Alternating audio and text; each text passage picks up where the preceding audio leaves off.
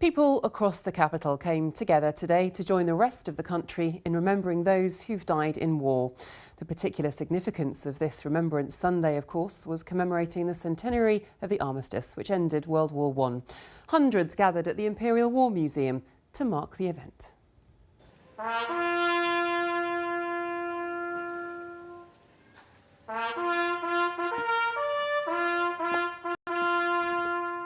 It's always very moving, reflecting on my time in the army, on all the operations I've done, friends who have been lost, and also family.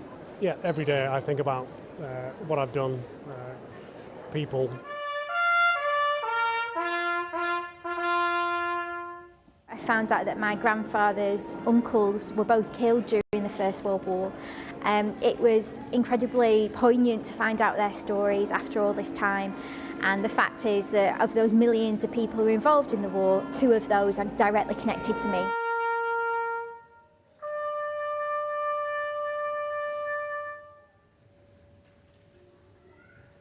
People have got into their family history, local stories. We've uncovered like new stories, forgotten stories like African servicemen, Indian soldiers. It's really been really fantastic. So all communities have really got engaged in this.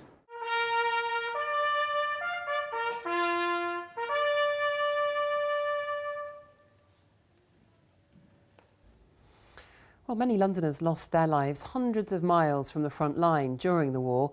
They were the victims of zeppelin bombs. The grandfather of Eileen Stevens was the first civilian Londoner to lose his life. Sarah Harris went to meet her. It was a strong wind that blew the Zeppelins over London at the end of World War I. Known as the silent killer, 300-pound bombs meant for industrial areas in the north of England. Engines were switched off and the L-45s flew 20,000 feet over the capital. Eileen's grandfather was hit delivering barrels on a horse and cart. He was killed outright and the horse took his wagon home to where Mum lived. When the armistice came, it was time for families to be reunited. Eileen's mother had been moved up to Scotland. Finally, it was time to come back home. I think they came back home and quite elated, because they were going back to see their mum. And, you know, otherwise they hadn't seen their mum for the duration of the war. So it must have been awful for me when you think. Stuck up there. It was all separated when they got up there. They weren't all together in one place. A memorial remains to those who died in the capital at Ladywell Cemetery in southeast London. Relatives will remember their suffering today, hundreds of miles from the front. Sarah Harris, BBC London News. Now at 12:30, church bells chimed in unison to symbolise the end of the First World War. Dennis Brock was born just 2 weeks after Armistice and is still ringing the bells at St Mary's Church in Sunbury-on-Thames, as Lee Milner reports. Dennis Brock has been ringing the bells at his local church in Sunbury-on-Thames for 89 years. He's believed to be the oldest living bell ringer in the world. Now, Penny is a learner, but she's doing pretty well.